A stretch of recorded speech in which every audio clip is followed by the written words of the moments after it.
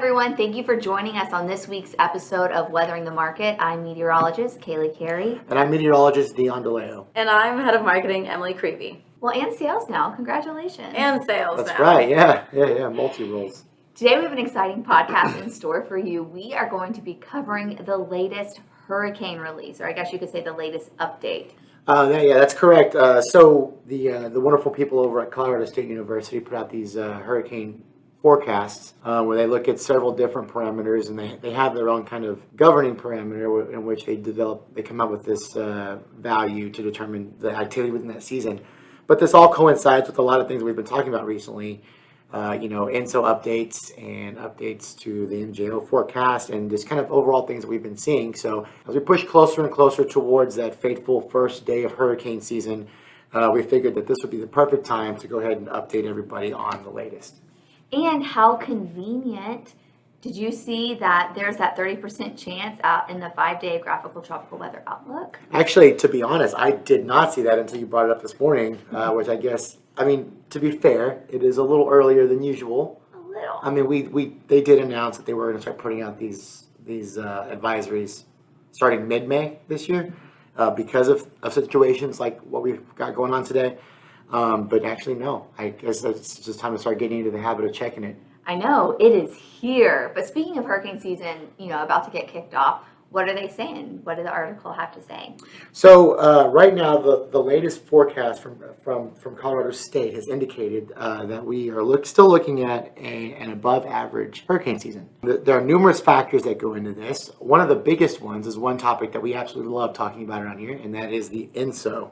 So the latest INSO numbers have come out. We're currently sitting, neutral. Pretty much. Our La Nina has ended, and we're looking at a neutral INSO period. The forecast keeps about a 68% chance of INSO neutral through the remainder of the summer into the beginning of hurricane season for June, July, and August. But what's most important is what phase the INSO is supposed to be in during the peak of hurricane season, which occurs in September. So right now, based off the latest forecast that literally just came out last week, Literally.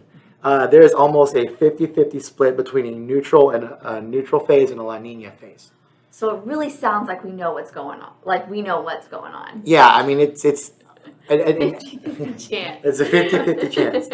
To put this in, it's in reality, it's like, I think it's like 46 to 48% neutral. I think it's like 42% La Nina, and then El Nino is like the last remaining whatever percent. I don't know. I'm not mathing right now, but the point that I'm trying to make is, of course, is that this is going to play a major part into tropical cyclone development and how active we see the tropics this year across the Atlantic. So are they still thinking above average, like you were saying?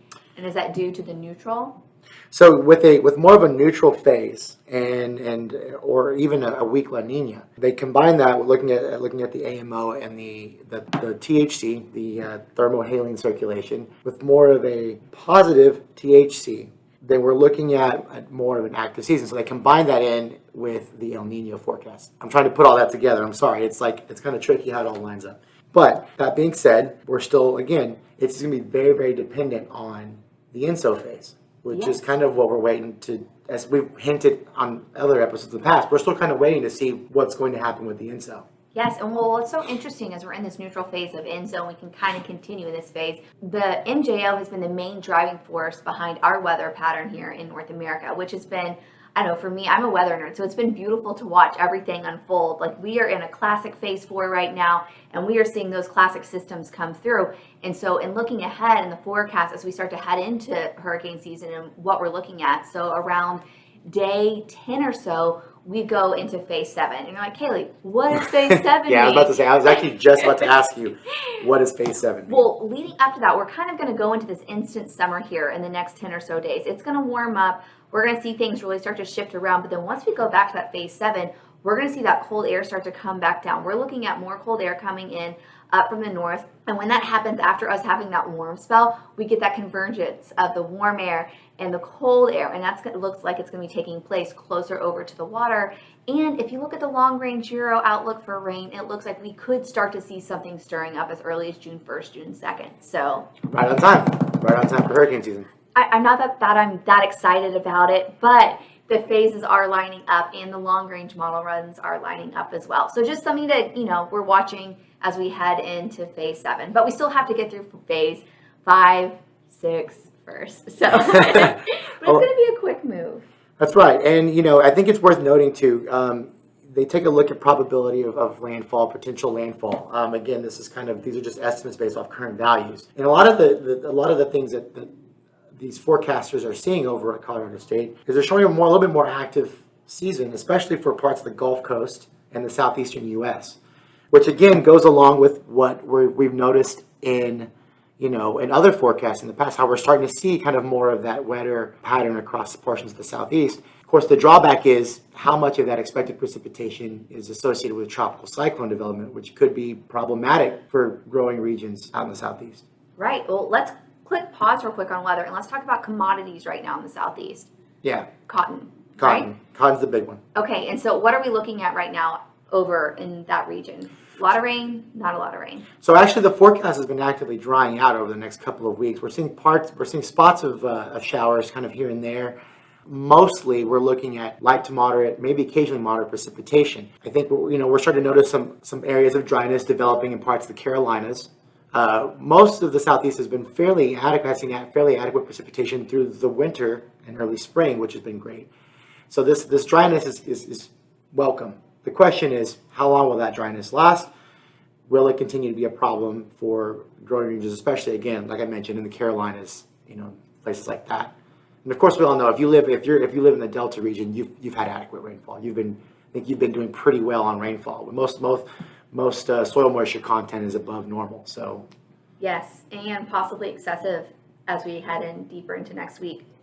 That's right. With a few of these systems that we're expecting to come through, we could hit some excessive rainfall, maybe even some light localized flooding in some areas. Mm-hmm. Southern Delta region, because I was looking at precipitable water moving in, and those numbers are looking a little too high for me. Yeah, it's a little saturated. So while soil moisture has been great, we could see some delays in farm work, in field work, going into the season. So as we get through this dry period across the southeast, it'll be interesting to see what exactly happens. Again, I don't know. I'm kind of more tropics focused, but it'll be interesting to see how that transition takes place, especially for the cotton fields going into the summer. Right. Let's just remember, guys, though, the market as a whole is not really looking at hurricanes right now. That is a very eastern part of the U.S. type of deal. But across the board, planting is the main focus currently. The corn and soybean areas will be needing more rain by the end of the month, or it will get a lot drier than any of us wish it would, and things will go from being pretty good, okay-ish, to pretty bad, pretty fast. North Dakota, we're still looking at that. It is still way too dry. Worst comes to worst, we don't wish this on anyone. Farmers are going to have to consider replanting possibly. But otherwise, early June is likely the tipping point where the dryness is going to turn a good, okay situation to a bad situation a lot faster than we think. It is mid-May. Early June is coming up, so let's see what we've got coming up. Cotton planting has slowed a little bit, though. We've talked about that a little bit. But the wetness and their planting window is just so large. They should be fine. Cotton shouldn't be affected too bad, but we'll have to see where the weather goes. Okay. Thank you guys for joining us today. We'd love to check in with you again next week. Have a wonderful week. Thanks for listening to this week's episode of Weathering the Market. We love sharing all this information with you guys, and if you didn't already know, we work for a company called Minuteman Weather, which provides a full range of energy and agricultural weather services. If you would like to sign up for a free trial or request more information, check us out at minutemanweather.com. We'll be back next Wednesday. Thanks.